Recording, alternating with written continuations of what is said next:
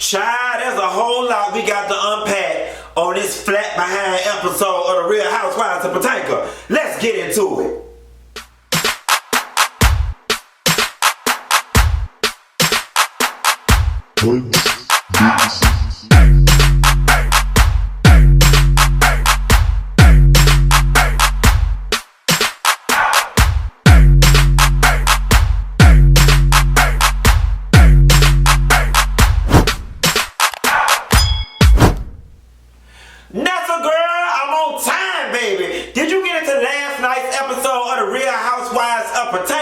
Well, before you do, just remember that you can watch the Real Housewives of Potomac, all your other reality TV shows, plus your local channels with Sling TV. And for the first 3 months, y'all been hearing me talk about it for months.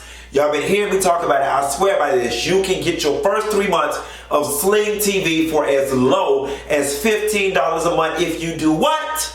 Use promo code FUNKY. That's right. Go to slingtv.com/promo, type in promo code FUNKY, and get the first 3 months for as low as $15 a month. Don't say I ain't never did nothing for you. And speaking of, Candice trying to move into a new house, honey. You can get Sling TV on all your TVs in your house. Well, Candice ain't moving in no $2.5 million house, so maybe she ain't gonna have all those TVs. You can get Sling TV on your master bedroom TV and in your living room TV in your apartment, because that's about where you and Chris gonna move. No, God, honey. The episode opens up with Candice being on her delusional Sheree Whitfield mess. Talking about she looking for their forever home and they looking at $2-point-something million homes. Girl, get your delusional behind off my screen. For our screen. $2-point-something million. Chris looking like, well, shoot, I know I can't make this doggone mortgage by myself. And I'm going to tell you something. I've always said this, right? And granted, what's mine is yours and what's yours is mine. So they say. But don't you ever let nobody put you in a financial situation where you can't maintain what you got going on your own, okay? Y'all will be damn fools, I'm sorry, considering how much Chris makes a living, coupled with what Candice makes for a living, to move in something for $2.5-something million. What happens if Candice gets sick? In trust fund, trust and believe me, you're gonna need me. See, since I stopped messing with Kim Morrell, I've been hitting my note, honey. Candice, me and you might have to release a single on iTunes that, yes, that deep tenor. Every man wants a woman. Yes, Candice. However that song went, love him, I love him, whatever it said. We can sing it and play with the acoustics in your $2.9 million home that you ain't about to move in. Nevertheless, what I was about to say was, I don't know what's in that trust, and I ain't trying to count Dorothy coins or whatever, but, you know, I mean, Dorothy might be slanging it like that. Candice might be Gloria Vanderbilt heiress for all we know, but I don't think it's that much sitting in the trust to offset your ability to buy that much worth of house, Miss Candice. And I'm sorry, y'all ain't even got kids. Y'all haven't even figured out if your uterus work yet, or if Chris swimmers can swim right here planning for 6, 7, 8, 9, 10 kids. Like, Candice, I love you to death, but I think the worst thing your mama could have ever did was sold you a fairy tale. They're kind of like Anita. I can remember stories, those things my mama said. Sing, Nessa. She told me fairy tales before I went to bed. My ADD about to act up. I didn't have no blow pop, but I drank a whole bunch of sugar and this cup of lemonade. That's why I'm rocking off my chair. Nevertheless, I'm going to focus and keep it moving. Candice, quiet as it's kept, why y'all don't just buy the mama out and stay where y'all at? It's only y'all two. Like, who the hell even want all that doggone house? Chris ain't even home. You claim you got 50-11 businesses. And fast forward to next episode, your sister on there with you and your mama and her hair look a damn mess. Listen, y'all gonna have to come down to Atlanta and talk to Mean Lee, talk to Maya Slide. Y'all gonna have to talk to some of the girls that's really doing it in this hair business to help y'all with y'all marketing. Cause Candice, you is doing better this season with the hair. But the sister like, y'all just giving me country well, is y'all from Atlanta? Cause y'all giving me real country teas with the hairdos. Nevertheless, I'ma save going in on your sister for next week's episode and they have, but you talking about I got this business and the hairline. Quiet as it's kept, Candice. I ain't even seen no Instagram post with no people saying they wearing your hair. They barely wearing Portia hair. Talking about go naked, girl, go away from me with this Apollo. Okay, who got it? Who got Candice hair? Girl, you wasn't even at the Essence Festival selling the hair. Or the Bronner Brothers. What's going on with the hair? The only people wearing this hair is you, your sister, and Dorothy. Okay, and quiet as it's kept. Was that your hair Katie had on down to the gala? Because Katie looked like she had a scapegoat on top of her head, okay?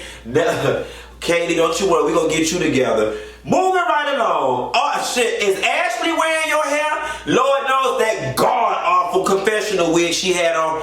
Ashley, you look like you needed a Jenny Jones makeup. Matter of fact, you look like Jenny Jones with that god-awful mop on your head. No God, honey. You know, I never thought the day would come that I would say all black hair or single color dark hair don't look good on a person because everybody know I'm not a favor of that blonde. But girl, you need some blonde. Okay, you like blonde, girl. You like blonde hair, biracial girl. You like blonde hair. You need blonde and you need curls. Preferably crinkly cut like oil out of French fries. You need blonde, crinkly cut. Matter of fact, fried golden brown. Fried, dyed, and laid to the side. But that pack of black ramen noodles or burnt ramen noodles that you had cascading over your head that ended right here to your ears, no God hunting. It's a chop. You need a new color, a new do.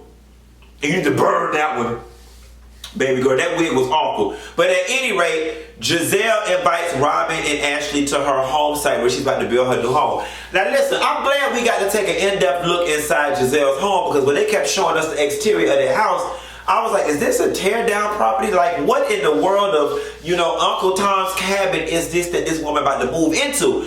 But then when they took us inside, quiet as it's kept, it's not a half bad house. It looks like whomever lived in it prior to Giselle just didn't update it. You know, they had the white appliances or whatever the case may be. Believe it or not, I actually like homes like that with a lot of character. I prefer older real estate versus the new modern stuff. I don't know if it reminds me of my childhood or visiting an aunt and uncle out of town. Real cozy, real home. Like, I know a lot of people don't like carpet. I like carpet all throughout the house because I like to sit on the floor and roll around. I just like a cozy type of home that looks and feels lived in and not something that Apple and Steve Jobs created. You know what I'm saying? I don't need my cabinets being smart. I need my men being smart. It's alright if my animals being smart, but I don't need my refrigerator being smart. I don't need my appliances talking back to me. I don't need my appliances reminding me nothing. Because I'm old school and I'm old fashioned. I'm old fashioned, honey. I cooks my food and I talks to it. Okay, I talks to my pots. I don't need my pots talking to me. Nevertheless, the house looked good. But then they had went down to the backyard and the worst of messy. See, they let the mess roll accordingly. Because that's when Ashley decided that she was going to throw Monique under the bus to Robin and Giselle. And here's what I mean by throw Monique under the bus. I'm not talking to a friend right now because there's a group of people who don't like me for a particular reason.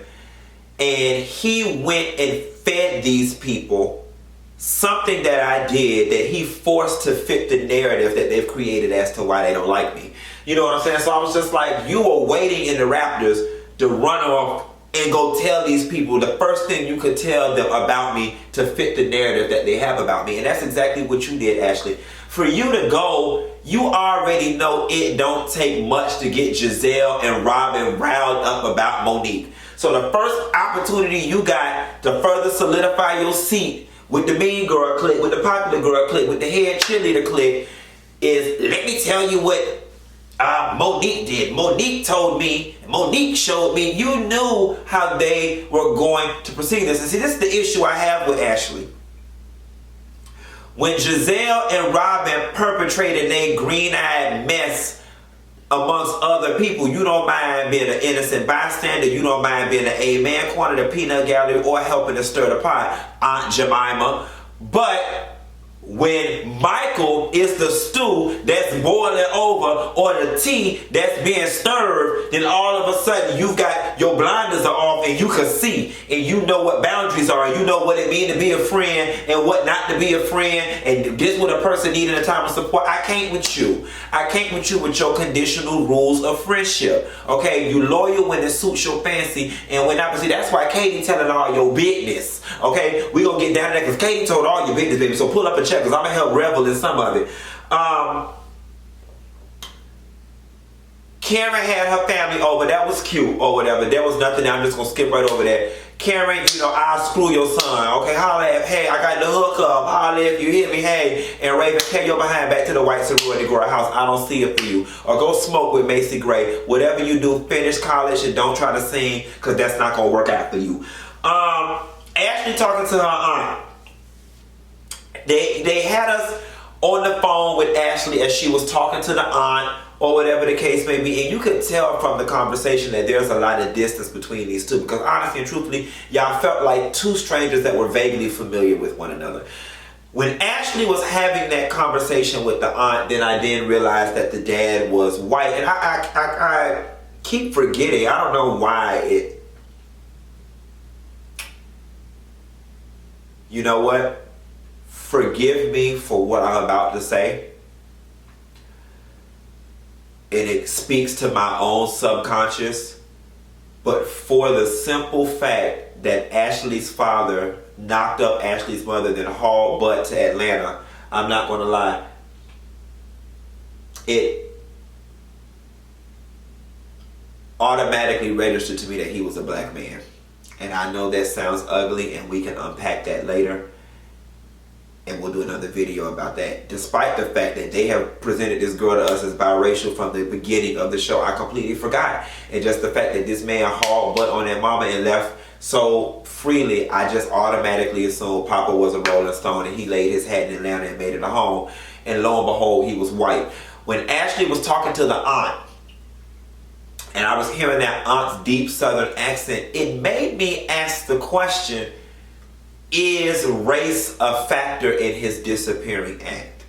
Do y'all think race was a factor in Ashley's father disappearing and blocking her once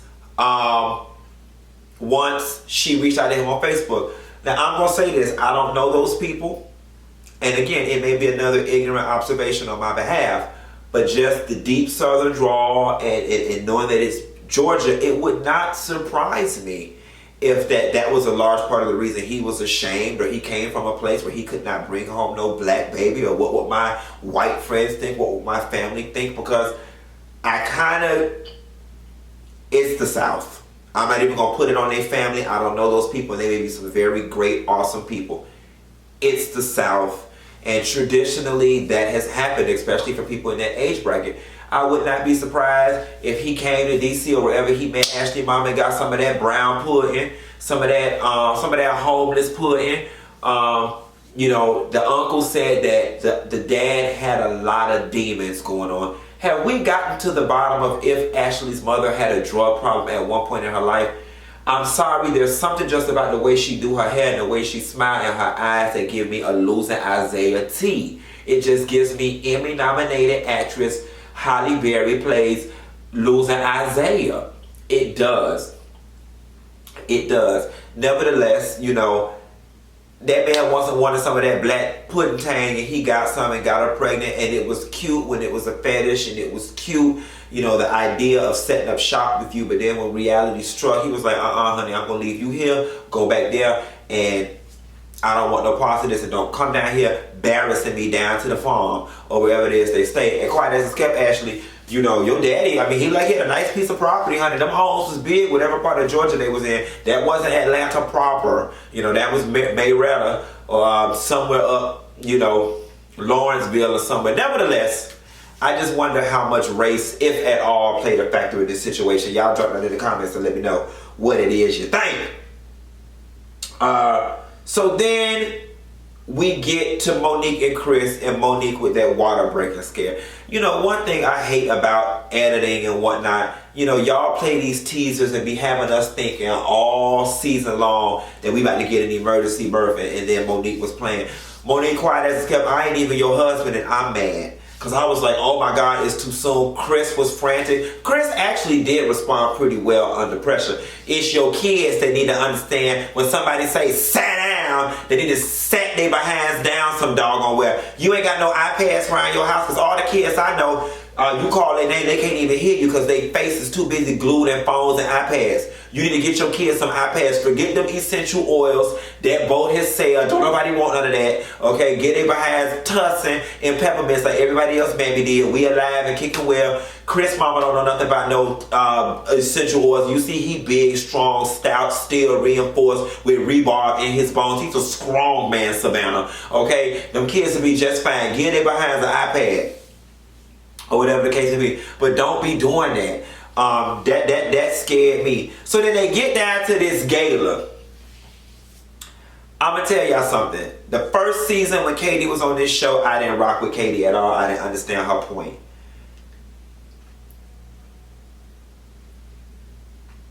I still don't understand what Katie do, where she come from, what's her angle, what she's about, what her storyline is, but I'm not gonna lie to you. I love Katie. She is so mixed match from the group. She's just a nut.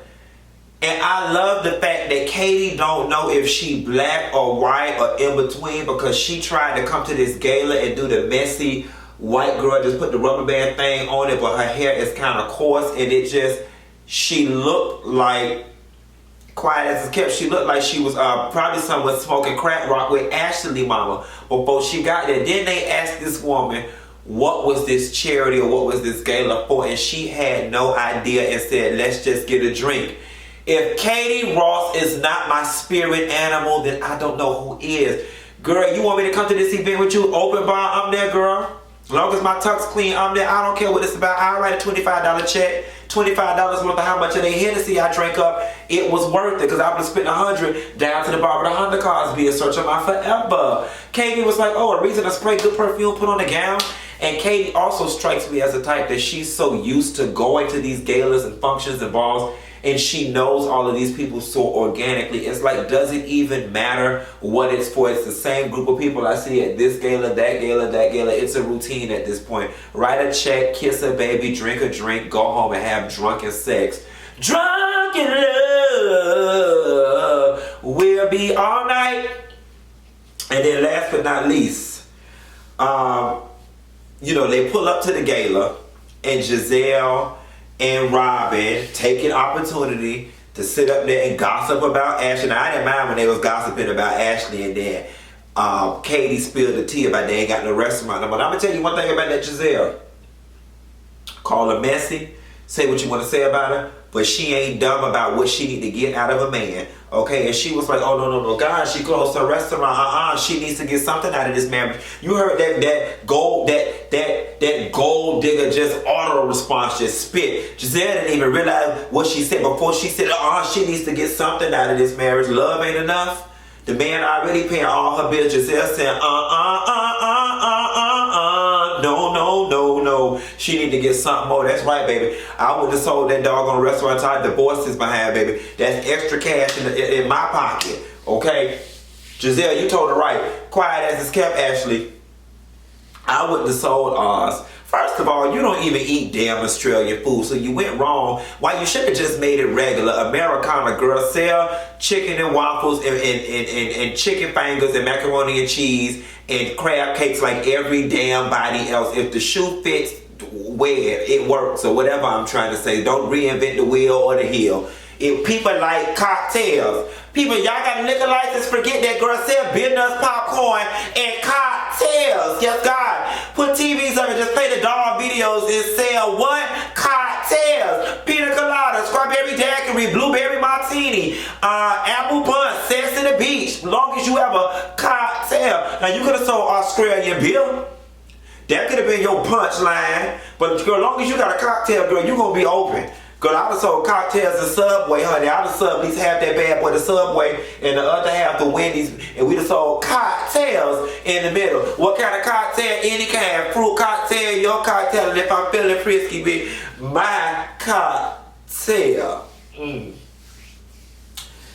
they proceed to sit there and just ride out on Monique in front of Candice. And you know what gets me about Robin and Giselle? It's like y'all take delight in it. And I get that y'all are close friends, but the way y'all's energy ping pongs off of one another. Oh yeah, and she said this, and she said that, and y'all are just so energetic and excited about doing it. What is that about? Robin, girl, if you don't sit your 2 pennies away from bankruptcy behind down somewhere quiet as a kept, I'm surprised your behind even had enough money to afford a gown to even go to the doggone gala after you done ran up and tore up your mama credit $80,000 over budget and 2 years later trying to renovate that old crappy behind house. And Giselle, I ain't even got the energy to deal with you today, so I'm just going to move right along to Ashley and her mama go to Atlanta and meet her uncle and aunt, and then they commence to drive to the daddy house. After meeting the uncle and aunt, I am thoroughly convinced that race is a slight factor coupled with whatever personal issues that the guy may be having. Now, it is telling and somewhat relieving that aunt and uncle haven't seen him in a couple of years as well. So, you know, he may be having some issues. Here we go with the key phrase of the day: mental illness issues or some sort of trauma that makes him just not want to be around the family or be somewhat reclusive. I don't know. We will see. It looks like on the next episode that the man actually did open the door and didn't do a Kenya Moore on you. The lady was like, get off my damn porch, or whatever the case may be. So we're going to have to wait and see next episode. Y'all, that's all I got. I ain't got no more. And I'll call you later. Don't forget, and it's the last time I'm going to tell you, Sling TV. Go to slingtv.com, get the first 3 months for as low as $15 a month using promo code FUNKY. That's slingtv.com/promo. You can watch all your reality TV shows, cable, get your local channels. If you're tired of paying these high behind cable bills, Sling TV is actually the route that you want to go. You would not be able to skip a beat and stay current on all the water cooler talk with your homegirls down to your job house. And with that being said, I will call you later. Bye.